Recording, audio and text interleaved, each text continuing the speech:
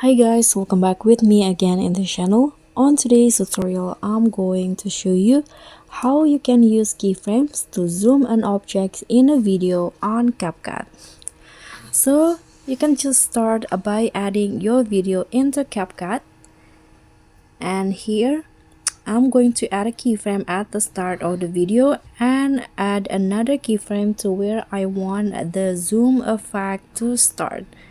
For example, here, okay, I'm going to zoom it in like this, and as you guys can see, another keyframe will be automatically created. You can adjust the position to your liking.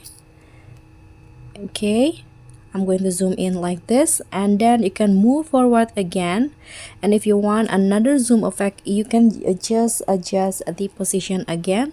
Now I'm going to zoom out to its original position, so I'm going to just pinch out the video like this to match with its original position.